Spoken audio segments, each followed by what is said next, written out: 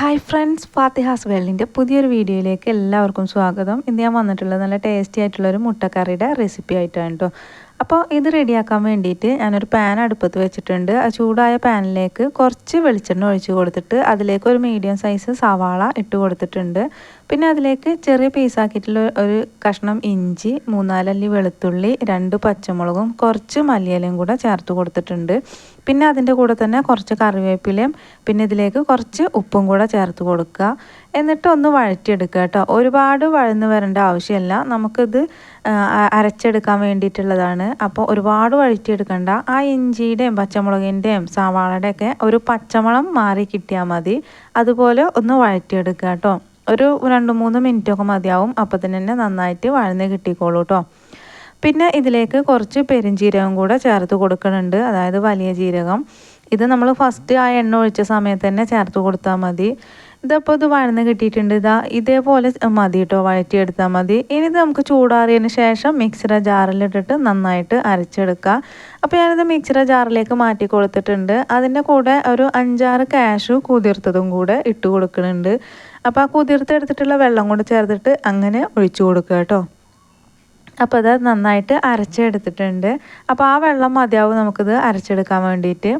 ഇനി നമ്മൾ സവാളയൊക്കെ വഴറ്റിയെടുത്തിട്ടുള്ള ആ ഒരു പാനിലേക്ക് തന്നെ ഈ അരച്ചെടുത്തിട്ടുള്ള അത് ഒഴിച്ചു കൊടുക്കുക. അതിൻ്റെ കൂടെ ഒരു 1/2 കപ്പ് തേങ്ങയുടെ 2ാം പാലാണ് ഒഴിച്ചു കൊടുക്കുന്നത്. നിങ്ങൾ തേങ്ങയുടെ പാലല്ല എടുക്കണമെങ്കിൽ, അതായത് പാലിന് തേങ്ങയുടെ കോക്കനട്ട് പൗഡർ ഉണ്ടല്ലോ അതാണ് എടുക്കണമെങ്കിൽ അത് 1/2 കപ്പ് മതിയാവും കേട്ടോ, കുറച്ച് കൂടുതൽ വെള്ളം ചേർത്തിട്ട്.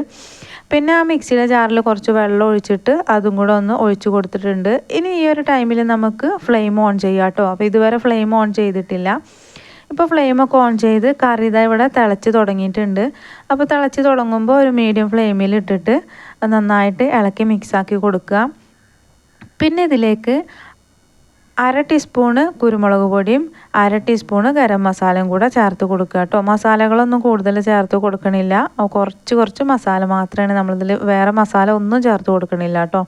എരിവിന് വേണ്ടിയിട്ട് പച്ചമുളകും പെപ്പർ പൗഡറും മാത്രമാണ് ചേർത്ത് കൊടുക്കണുള്ളൂ.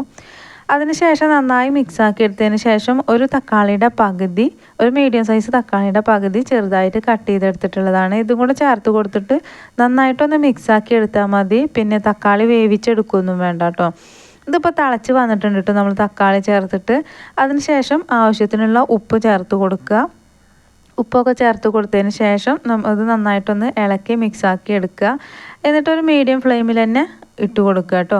അതിന് ശേഷം നമ്മളിതിലേക്ക് മുട്ട ചേർത്ത് കൊടുക്കുകയാണ്. മുട്ട ഇതുപോലെയാണ് കേട്ടോ ചേർത്ത് കൊടുക്കുന്നത്. ഇങ്ങനെ പൊട്ടിച്ച് ഇതിലേക്ക് ഡയറക്റ്റ് ഒഴിച്ചു കൊടുത്താൽ മതി. ഇല്ലാച്ചെങ്കിൽ ഇങ്ങനെ ഒഴിക്കുമ്പോൾ നിങ്ങൾക്ക് അതിൻ്റെ മുട്ടയുടെ തോടെന്തെങ്കിലും പെടുന്നുണ്ടെങ്കിൽ മുട്ട ഒരു പാത്രത്തിലേക്ക് പൊട്ടിച്ചൊഴിച്ചിട്ട് ഇതിലേക്ക് ഇങ്ങനെ ഒഴിച്ചു കൊടുത്താൽ മതി, 4 ഭാഗത്തായിട്ട് കേട്ടോ. ഇനി ഇതിൻ്റെ മുകളിലായിട്ട് കുറച്ച് ഉപ്പ് നമ്മൾ ഇട്ട് കൊടുക്കുന്നുണ്ട്. മുട്ടയുടെ മുകളിലായിട്ട് അതിൻ്റെ മുകളിൽ തന്നെ കുറച്ച് പെപ്പർ പൗഡറും കൂടെ ചേർത്ത് കൊടുക്കുന്നുണ്ട്. എന്നിട്ട് പിന്നെ ഇത് ഒന്നും ചെയ്യണില്ല കേട്ടോ, ഇളക്കി മിക്സാക്കുക ഒന്നും ചെയ്യാണ്ട് തന്നെ ഇങ്ങനെ അടച്ച് വെക്കുകയാണ്. ഒരു 3-4 മിനിറ്റ് അടച്ച് വെക്കുമ്പോഴത്തേക്ക് നമ്മുടെ മുട്ടയുടെ ഒരു ഭാഗം വെന്ത് വരും.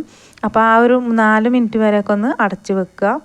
അപ്പോൾ അത് ഒരു 4 മിനിറ്റൊക്കെ കഴിഞ്ഞിട്ടുണ്ട്. ഞാനിത് തുറന്ന് നോക്കിയിട്ട് പതിയെ വേണം കേട്ടോ നമ്മളിത് മറിച്ചിട്ട് കൊടുക്കാൻ. ഇത് പതിയെ മറിച്ചിട്ട് കൊടുക്കുക. മുട്ടയുടെ മഞ്ഞ ഉണ്ടല്ലോ അത് പൊട്ടിപ്പോവാണ്ട് മറിച്ചിട്ട് കൊടുക്കണം കേട്ടോ. അപ്പോൾ അതിൻ്റെ സൈഡായിട്ട് ഇങ്ങനെ എടുത്തിട്ട് വേണം മറിച്ചിട്ട് കൊടുക്കാൻ വേണ്ടിയിട്ട്. എന്നിട്ട് പിന്നെ നമുക്ക് വീണ്ടും അടച്ച് വെക്കാം. ഒരു 4-5 മിനിറ്റ് വരെയൊക്കെ ഒന്ന് അടച്ച് വെക്കാം. അപ്പോൾ ഇതിന് മറ്റേ ഭാഗം കൂടിയും വെന്ത് കിട്ടും കേട്ടോ മുട്ടയുടെ.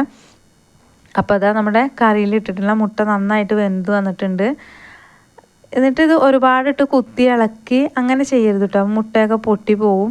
അതുകൊണ്ടോ കറക്റ്റ് തന്നെ എനിക്ക് കിട്ടിയിട്ടുണ്ട് കേട്ടോ. അതുകൊണ്ടോ നമ്മൾ കറക്റ്റായിട്ട് അത് മറിച്ചിട്ട് കൊടുക്കുകയാണെങ്കിൽ പൊട്ടാതെ കിട്ടും. നോക്കിയിട്ട് മറിച്ചിട്ട് കൊടുത്താൽ മതി. ഇനി ഇതിലേക്ക് തേങ്ങയുടെ 1ാം പാൽ ഒരു 1/2 കപ്പ് ചേർത്ത് കൊടുക്കുകയാണ് കേട്ടോ. നിങ്ങൾക്ക് കറി കൂടുതൽ വേണമെന്നുണ്ടെങ്കിൽ 1 കപ്പ് വിലയൊക്കെ പാൽ ഒഴിച്ചു കൊടുക്കാവുന്നതാണ്. അല്ലെങ്കിൽ 1/2 കപ്പ് തേങ്ങാപ്പാലും 1/2 കപ്പ് വെള്ളം കൂടെ ചേർത്തിട്ട് ഒഴിച്ചു കൊടുക്കുക. എന്നിട്ട് ഇത് പതിയെ ഒന്നിങ്ങനെ ഇളക്കി മിക്സാക്കി കൊടുക്കുക കേട്ടോ. അപ്പോൾ നമ്മുടെ ടേസ്റ്റി ആയിട്ടുള്ള മുട്ടക്കറി ഇവിടെ റെഡി ആയിട്ടുണ്ട്. മുട്ടയൊന്നും ഉടഞ്ഞു പോകാതെ തന്നെ കിട്ടിയിട്ടുണ്ട്. അപ്പോൾ ഇതുവരെ നിങ്ങൾ ഇതേപോലെ മുട്ടക്കറി റെഡിയാക്കി നോക്കിയിട്ടില്ലാച്ചെങ്കിൽ ഒരു തവണ ഇതുപോലെ റെഡിയാക്കി നോക്കിട്ടോ. നല്ല ടേസ്റ്റിയാണ്. അതേപോലെ പെട്ടെന്ന് റെഡിയാക്കി എടുക്കാൻ പറ്റുന്ന ഒരു മുട്ടക്കറിയുടെ റെസിപ്പിയാണ് കേട്ടോ.